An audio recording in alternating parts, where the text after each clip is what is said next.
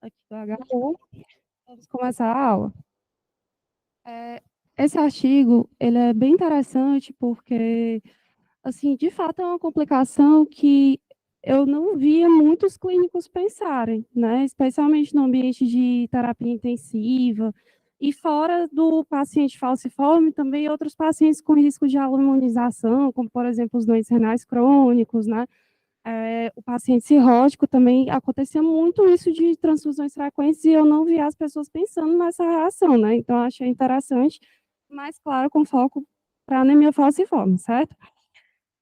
Seria uma aula revisando esse artigo da Blood, certo? Como eu transfundo meus pacientes com anemia falciforme de forma segura e como manejar a reação hemolítica tardia, certo? Que é uma das complicações que a gente vai falar principalmente aqui hoje, tá? Os objetivos seriam orientar quanto à prevenção de aluminização, né, nesses nossos pacientes que a gente sabe que eles têm muita exposição durante a vida deles a hemocomponentes, certo? Como selecionar doadores compatíveis, os testes pré-transfusionais importantes, como reconhecer e manejar corretamente essas reações transfusionais hemolíticas nessa população tão hemotransfundida, certo? Então, alguns conceitos básicos, a imunização, o que é que seria, né? Seria o aparecimento de um anticorpo clinicamente significativo contra antígenos eritrocitários com o TAD positivo ou a pesquisa de anticorpos irregulares positivos sem sinais de hemólise clínica. Se eu tiver hemólise clínica, já entraria na segunda definição. A gente sabe que na superfície da hemácia a gente tem vários antígenos, certo? Alguns mais conhecidos, outros menos, mas o RH, que é o KID, DUF, vários outros sistemas que podem, nesse contexto, participar da imunização, certo? E o fator de risco para a imunização, no geral, são gestações, pacientes politransfundidos oncomatológicos, doentes renais crônicos, cirróticos e o nosso da anemia falciforme, que entraria no contexto de hoje. E o que seria essa reação hemolítica transfusional tardia? Por definição, seria uma evidência clínica de hemólise, certo? O nosso paciente ele pode ser tanto oligossintomático quanto ter quadros clínicos mais dramáticos, mas a apresentação seria febre, icterícia, anemia, uma hemoglobina que não incrementa adequadamente, né? A gente precisa fazer várias transfusões nesses pacientes e evidência sorológica. O TARD ou API positivas, certo? E, por definição, 24 horas após a hemotransfusão, sendo que seria uma destruição por células efetuosas ou sistema complemento, descrito como destruição anamnésica. O que seria isso? O paciente já teve contato com esse antígeno eritrocitário, ele já teve esse antígeno em títulos mais altos, né? E caiu por conta de um tempo, né? A resposta foi caindo, ele se reexpôs e por isso houve uma resposta imune rápida, né? Caracteristicamente mais rápida, descrita como amnésica, certo? Que é característica dessa reação hemolítica. E às vezes o paciente pode até ser assintomático, outras vezes ele pode ter uma hiperenólise, ficar grave e inclusive ir a óbito por conta dessa complicação. Então, como é que a gente vai suspeitar, certo? A gente vai suspeitar quando o paciente não está incrementando, quando ele tiver com febre, icterícia, provas de hemólise positiva, certo? Injúria renal, dispneia torácica. Nesses pacientes, um grande desafio é diferenciar das crises vasoclusivas, não é isso? Então, a gente tem que sempre que pensar nessa possibilidade também, tá certo? E o que é que a gente pode ter? Hemoglobinúria, então sempre perguntar sobre a cor da urina para o paciente, certo? Isso é super importante. E também pode ter injúria renal. As provas de hemólise, né, vão ser um marcador que a gente tem que pedir mais importante, mas também o TAD e a PAI, além de esferócitos no sangue periférico, que eu também posso encontrar, tá certo? E eu tenho que estar alto índice de suspeição, porque nem sempre eu vou conseguir detectar o anticorpo, certo? Isso é um detalhe que o artigo frisa bastante. Existem ainda mecanismos em estudo em relação a isso, né, sobre como é que se daria essa resposta do anticorpo negativo, mas, de qualquer forma, é rotina repetir 3 meses após o diagnóstico, para ver se a gente consegue detectar níveis de anticorpos que não tinham sido previamente dosados antes, certo? E o interessante é que sempre vai vir, eu vou transfundir uma bolsa que era compatível, certo? Então, assim, os primeiros testes vão vir como compatíveis. Então, sempre tem que ter esse auto de suspeição. A síndrome de hiperamólise seria uma destruição dos auto e aloanticorpos, uma destruição maciça que levaria o paciente das hemácias, exatamente, que levaria o paciente a fenômenos graves, como disfunção renal, falência múltipla de órgãos, né, destruição da cadeia M, interação com os vasos sanguíneos, certo? Então, estado pró-inflamatório e lesivo diretamente, tá certo? E também alergia. E marcado por testes pré-transfusionais compatíveis, como eu já falei, tá certo? Qual é o principal problema aqui? Seria muito interessante a gente sempre discutir os casos com a hemoterapia, porque a tentação do plantonista vai ser, muitas vezes, prescrever outra transfusão.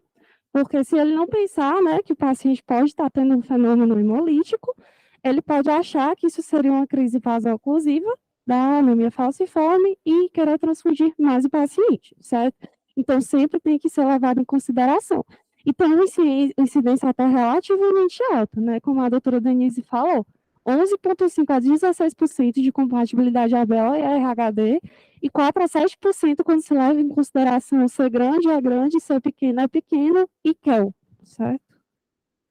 Que é a porcentagem que ele coloca no artigo. E o que é que a gente pode fazer para evitar essa anonimização, certo? Basicamente, a gente tem como mais importante sempre respeitar o RH, B ser grande, é pequeno, ser pequeno e QEL, sempre a gente respeita, certo? Quando é que a gente vai pensar em fazer um painel mais estendido? Em situações específicas que ele menciona, certo? Lembrando que não é só porque os pacientes são multiplamente transfundidos que eles têm um risco aumentado de alemanização. Também é por conta do estado pró-inflamatório da própria doença, isso até é citado bastante no decorrer do artigo, e existem pacientes com predisposição genética à imunização, os respondedores, né?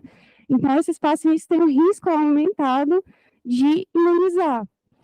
E a sugestão é que a gente sempre faça a genotipagem da RH para pesquisa de antígenos parciais em pacientes que já tiveram anti-RH, apesar de transfusões RH compatíveis ou alemanizados.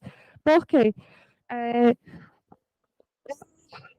O RH com antígeno parcial, ele também pode levar à imunização, né? Ele até explica isso no artigo, que seria uma situação que seria interessante você dosar, tá certo? E fazer a compatibilidade estendida, não é prática padrão, mas em pacientes de alto risco a gente vai fazer, ou então se o paciente já teve positivado esse anticorpo prévio, certo? Então, a gente sempre tem que pesquisar se o paciente era de outro estado, veio para cá, o que é que ele já tem de positivo em testes prévios, para sempre fazer transfusões respeitando isso, tá? E como é que a gente maneja essas reações hemolíticas tardias, certo? Aqui é uma proposta do artigo bem interessante, que seria se basear no risco de ser, de fato, uma reação hemolítica tardia. Ele leva em consideração 3 coisas, principalmente, certo? Um histórico de alinização prévia, transfusão de mais de 12 unidades também conta como fator de risco, e história prévia de reação hemolítica tardia. Tudo isso vai ser considerado para classificar o paciente em menor do que 8, entre 8 a 14, ou maior do que 14 no score. Se for menor do que 8, a gente considera como baixo risco, vai respeitar os antígenos RH e QEL, certo? E se o paciente tiver algum desses fatores, a gente pode considerar fazer a tipagem estendida, tá certo? Se for risco intermediário, a gente vai pesar risco-benefício de utilizar outras medidas, certo? Como o rituximab, que a gente vai comentar mais lá para frente. E se for alto risco, além de fazer a tipagem estendida, a gente também vai utilizar o rituximab, mas sempre levando em consideração o case by case, né? Ou seja, caso a caso a gente vai discutir o que é que valeria a pena. E uma coisa que o artigo cita que é bem interessante seria a gente se basear pelo nível de hemoglobina, a porcentagem de HB e de HbA, certo? Para poder fazer os cálculos e realmente aumentar o índice de suspeição, né? Para, inclusive, prevenir essas reações posteriormente dos pacientes que você suspeita que estiveram no passado, sabe? Aqui seria caracteristicamente 3 a 25 dias, mas maior do que 24 horas a gente já consideraria. Urina escura, dor, aumento da LDH, aqui é a fórmula que ele coloca para a hemoglobina e a porcentagem de hemoglobina A, certo? E a gente vai classificar o paciente nesse quadrado de acordo com a porcentagem de HbA, certo? Em alta, intermediária, baixa e muito baixa probabilidade de ser uma reação hemolítica transfusional tardia, certo? Lembrando, na suspeita, a gente vai pedir o teste de antiglobulina direta e o ELA, se for necessário, certo? E se esses testes voltarem negativos, não elimina a possibilidade de ter sido uma reação hemolítica tardia, tá certo? Justamente porque a gente sabe que os testes podem vir negativos.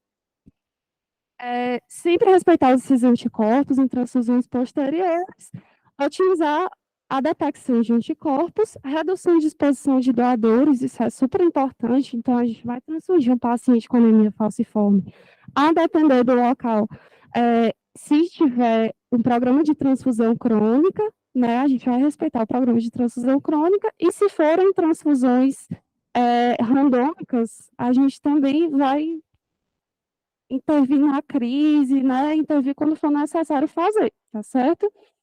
E sempre em precisão de urgência, quando não tiver compatibilidade, entrar em contato com o plantão da hemoterapia para discutir o caso e qual seria a melhor conduta naquele momento para o paciente, certo? Aqui ele fala um pouco do uso do rituximab, tá? Que seria interessante para a depressão de células B, para a gente tentar reduzir esse risco da aluminização e que poderia ser utilizado, inclusive, na profilaxia, certo? Isso não é rotina no nosso serviço, até onde eu sei, né, gente? Mas, assim, tem alguns serviços que colocam isso, né, com paciente de alto risco poderia fazer, certo? E, principalmente pacientes que eu não identifiquei o anticorpo, né, que seria interessante isso. Fala também sobre um pouco sobre o uso do Aprex, da imunoglobulina. A corticoterapia teria papel só realmente junto com o rituximab em doses menores para prevenir reação, e o eculizumab na hemólise grave, que a gente vai discutir agora. Então, tive uma hemólise pós-transfusional significativa. A gente vai evitar o máximo possível transfundir o paciente depois disso, certo? Minimizar amostras de sangue para realmente evitar que esse paciente tenha, já está com a hemoglobina baixa, a gente já vai evitar que ele tenha mais depressão ainda, certo? Evitar vampirismo. E imunoglobulina pode ser considerada se o paciente tiver função renal normal, tá? Se o paciente tiver uma hemólise muito grave, ele pode chegar a fazer reticulocitopenia, certo? Então, nesse caso, estaria indicado o uso do Aprex, tá bom? Uma das indicações, Aprex em altas doses. Anticoagulação profilática, suporte, e se for uma crise grave, se o paciente tiver uma síndrome torácica aguda com hipoxemia, hipertensão pulmonar, AVC ou falência de outros órgãos como o fígado, rim, a gente faria o uso do eculizumab, certo? Para tentar minimizar danos. E aí, como é que a gente poderia fazer a transfusão nesses casos? Se o paciente tiver com HB menor do que 3, hiperlactatemia, chocado, a gente poderia até fazer, certo? Evitando o máximo possível a exposição de antígenos, tá certo? mas nesse caso seria indicado. E o rituximab a gente faz na dose de 1 grama, com metilprednisolone de 10, que eu já tinha comentado, para pacientes com anticorpos. Se não for critérios de severidade, a gente não faria, certo? Nem o eculizumab e tentaria ser o máximo possível conservador nas hemotransfusões. Aqui é uma situação que às vezes acontece, que é o paciente que é aloimunizado e ele não consegue mais bolsa compatível, certo? Então, assim, é o paciente que procura serviço de saúde devido a múltiplas complicações, sem síndrome torácica aguda, precisa transfundir, mas que ele não tem mais a compatibilidade necessária. Nesses casos, a gente tem que se lembrar de encaminhar o paciente para o serviço de transplante de medula óssea, lembrando que durante o procedimento a gente vai precisar de eritrócitos compatíveis, então tem que ser tudo programado, né, para a gente conseguir fazer essa pesquisa e evitar aquela situação do sangue raro, certo? Aqui 3 casos clínicos que ele coloca. Esse primeiro caso seria uma mulher de 35 anos, tá? Que deu entrada no hospital por conta de uma cirurgia cardíaca, já tinha tido 2 reações hemolíticas transfusionais prévias quando eu tinha 30 e 32 anos. Aqui é a tipagem prévia dela, certo? Deve ter positivo, né? Ser grande negativo, é grande negativo, ser pequeno positivo, é pequeno positivo, que é negativo, FAIA, B negativo, que já é B negativo, SS positivo. E ela acabou desenvolvendo um anticorpo anti-C, anti-Kel e auto-anti-E, certo?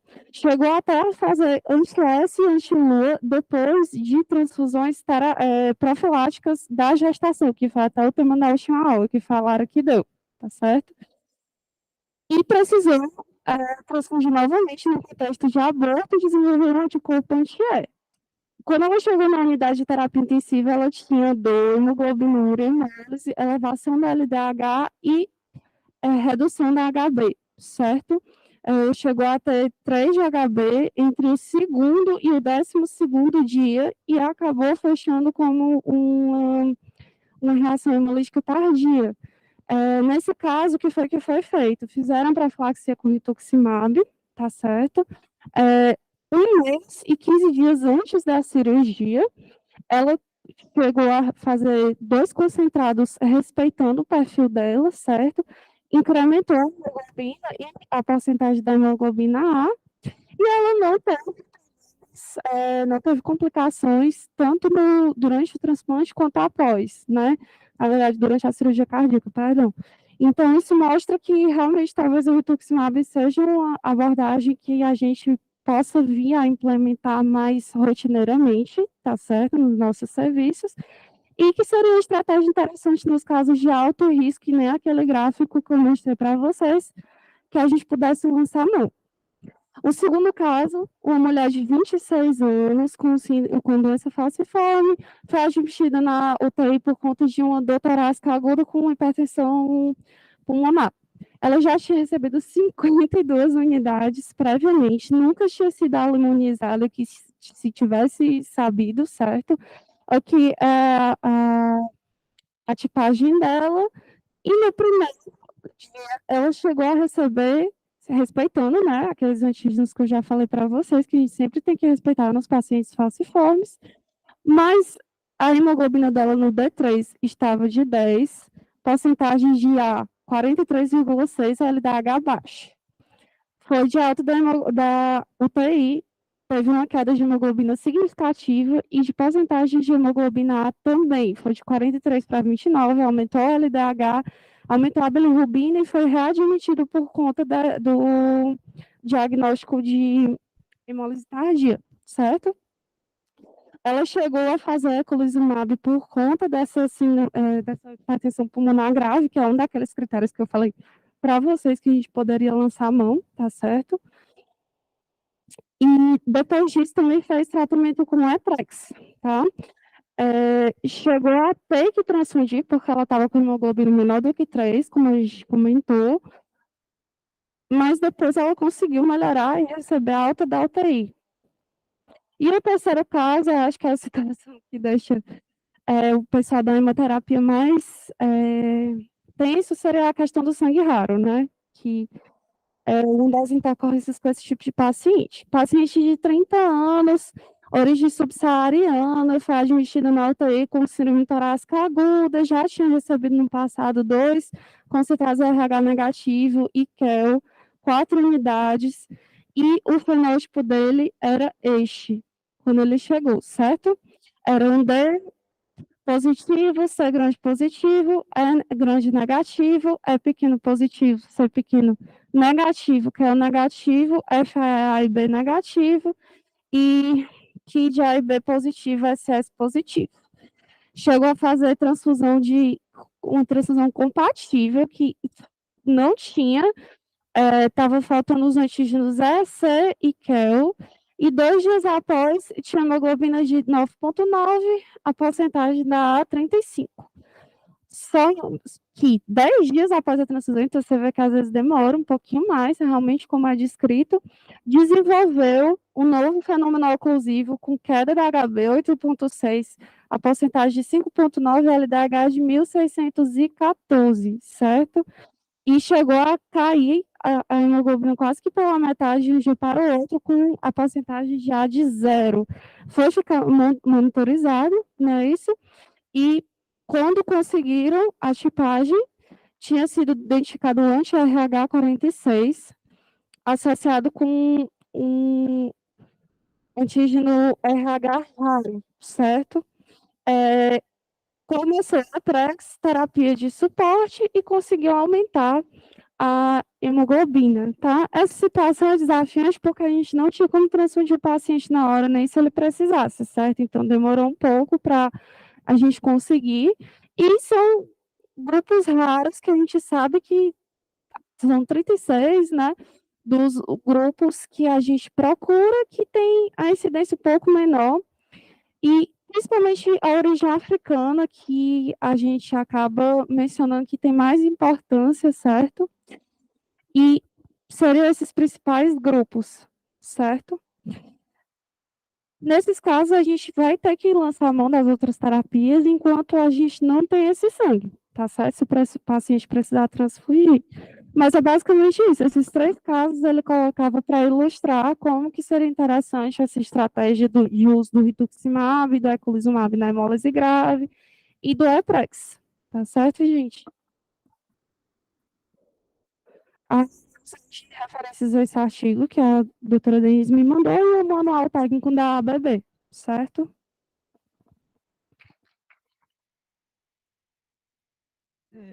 Gente, na verdade é um desafio, né, falar de síndrome de hiperemólise em paciente falciforme, mas tem algumas coisinhas que eu queria que a gente fixasse, né?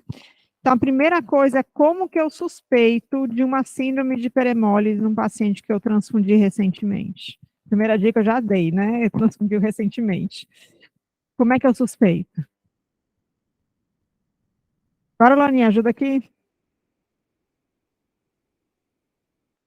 Eu tenho uma hemoglobina pós-transfusional menor do que a pré, tá, gente? Então, na verdade, essa é a grande dica para a gente, para suspeitar dessa reação. Essa reação, ela precisa ser suspeitada porque a gente vai mudar conduta. Então, se eu peço uma transfusão, porque a hemoglobina não incrementou, na verdade, meu paciente falciforme foi transfundido, a hemoglobina caiu, eu tenho que ficar com a orelha em pé. E aí eu reforço sempre que a gente, na medicina, não tem a formação necessária, né? A gente, infelizmente, não recebe durante a faculdade uma formação necessária para a gente fazer um diagnóstico, por exemplo, de uma síndrome de hiperemólise. Eu nunca tinha ouvido falar até virar, né, residente de hematologia. Então, e o paciente falciforme, infelizmente, né, Luani, não cai só na mão do hemoterapeuta. Seria tão fácil se só o hematologista decidisse transfusão no paciente falciforme, ou não, né?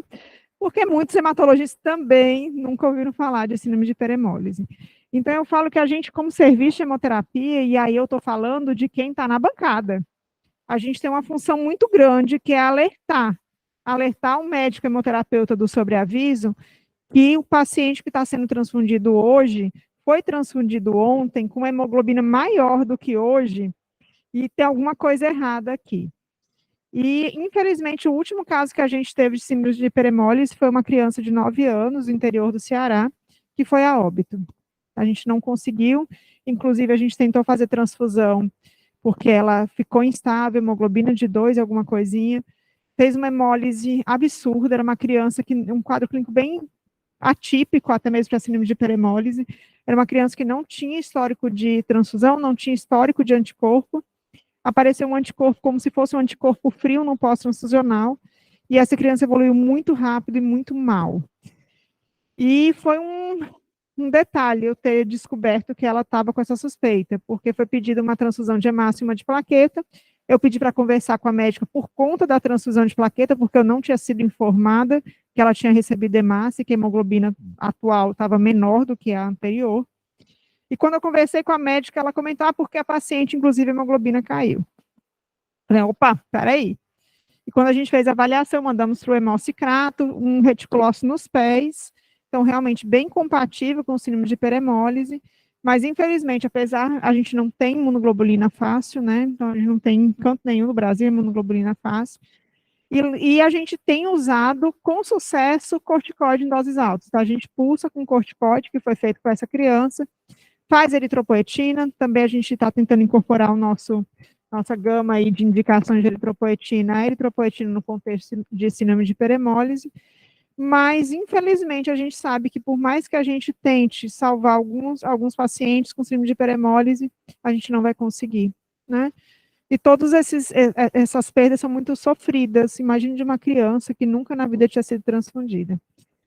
E aí a gente realmente tem que pensar, a indicação inicial da transfusão estava adequada? Muitas vezes vai estar, né? Paciente que interna com uma síndrome torácica aguda, a gente vai precisar transfundir, que foi o caso dessa criança. Foi uma síndrome respiratória, acharam inicialmente que seria um quadro viral. Precisava, estava hipoxêmica, precisava transfundir, tinha uma indicação absoluta da transfusão. Mas, infelizmente, a gente sabe que alguns pacientes vão evoluir mal.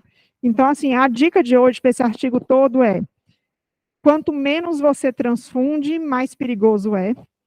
Então, a transfusão, menos de 12 episódios, menos de 12 concentrados de hemácia, é um alerta. Lembra daquele score? Ele ganha 8 pontos só por ter tido menos do que 12 transfusões. E 8 pontos já é um intermediário, já é um risco intermediário de hiperemólise. Então, a gente já ganha uma pontuação só por ser a primeira transfusão e a gente já tem que ficar de olho. E aí, uma transfusão no contexto agudo, né, que a gente falou na outra aula, esse quadrinho traz bem, transfusão crônica, ele entra direto no baixo risco. E aí eu vou diferenciar em baixo risco, intermediário e alto, na transfusão aguda, né, na situação em que eu tenho um quadro de uma descompensação e que eu tenho que imediatamente fazer aquela transfusão.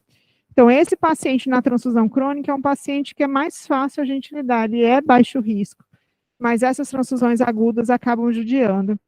E aí a gente tem que estar de olho, primeiro, transfusão aguda, segundo, em paciente que foi pouco transfundido previamente, eu vou tentar ao máximo fazer o que eu consigo de estendida, esse é o nosso protocolo, né? Mas nem sempre a gente vai conseguir, essa criança a gente respeitou. Eu não sei que anticorpo foi esse que ela formou, mas é um desafio muito grande, aí eu pedi para as imunos, né, da hemorragia entrarem, porque essa informação da hemoglobina pós menor do que a pré-transfusional, ela muitas vezes ela vai chegar para quem está na bancada. E aí essa informação tem que chegar para o sobreaviso da hemoterapia, para a gente começar a discutir com o médico, não é, vamos atrás de um diagnóstico, vamos tratar se a suspeita for grande, porque pode salvar vidas. Infelizmente, essa criança a gente não conseguiu, né? Ela evoluiu realmente muito grave, ela fez uma hemólise aparentemente aguda intravascular. Ela fez insuficiência renal aguda logo após a transfusão. Então, é um quadro que a gente não costuma ver, né? Mas, infelizmente, pode acontecer, né? Tá certo? Então, assim, esse artigo é um artigo muito desafiador, mas ele precisa ser trazido sempre para que a gente saia com esse olhar, né? Então, a hemoterapia tem que sair com o olhar da possibilidade de síndrome de hiperemólise. A formação de vocês, ela precisa que tenha isso, né? Como residência de hematologia e hemoterapia. E a gente precisa também que o serviço de hemoterapia como um todo entenda o paciente falciforme de um jeitinho um pouquinho diferente do que a gente costumava entender. Eu não posso simplesmente querer uma bolsa estendida e achar que está tudo certo, se eu tenho uma bolsa com fenótipo estendido no meu estoque, né? Eu preciso olhar para a transfusão prévia, ver hemoglobina prévia, para poder alertar a equipe que está distante, que às vezes não consegue enxergar, ou às vezes que não tem o conhecimento para pensar nesse diagnóstico. Vocês já tinham ouvido falar de síndrome de hiperemólise? Né? A gente de vez em quando fala, mas quando é que vocês ouviram falar, né? Então, na faculdade, então não, né? Então, lembrando aqui, na UFC, por exemplo, nós temos 2 horas de hemoterapia durante o curso inteiro. 6 anos, de manhã, de tarde e às vezes de noite, 2 horas de hemoterapia. Como é que a gente sai com conhecimento de síndrome de hiperemólise? E a gente vai transfundir na UPA, não é, Loni? Não é assim que a gente transfunde os falciformes? É no serviço especializado de hematologia? Nunca. Nunca, né? Eu posso falar desse jeito, né? Ah, a crônico não vale, né? Então, no contexto agudo, a gente não vai chegar na enfermaria de hematologia, infelizmente, né? Vai chegar no máximo na enfermaria de clínica. Então, a gente precisa realmente entender que esse paciente, a gente tem que ter um olhar diferenciado, né? Uma dúvida, porque o Artigo acabou falando mais da questão do rituximab e do preparo. O que vocês costumam fazer, qual e quanto de dose de pulso? Para tratamento. Pulsar. Pulsar com corticóide, que é o que a gente tem na mão. É possível ter no hospital uma imunoglobulina dando sopa? Possível é, né? Que a gente vai ser de fé, mas é muito raro isso acontecer, né? Então, geralmente, a gente vai para primeira linha o corticoide, porque o ótimo é inimigo do bom, melhor do que ficar esperando aí o paciente ir a óbito porque eu não fiz nada. Então, e nós temos alguns trabalhos na literatura que falam que você pode fazer imunoglobulina ou corticoide. Então, nós, infelizmente, o que a gente tem de primeira linha não é o que está de primeira linha aí, que é recomendado nesse artigo. E esse grupo é um grupo muito forte, um grupo francês, que trabalha com doença falciforme, trabalha muito grupos eritrocitários, né, reações transfusionais. Então, é um grupo que vale a pena a gente, de vez em quando, olhar para falciforme, para imunemato, porque ele é muito focado nesses pacientes. Tá bom? Obrigada, Mariana. Alguém tem alguma dúvida? Não? Tudo certo? Então, tá bom. Amanhã tem outra sessão, que eu não me lembro o que é, a de malária, né? Triagem clínica. Então, até amanhã, gente. Tchau, tchau.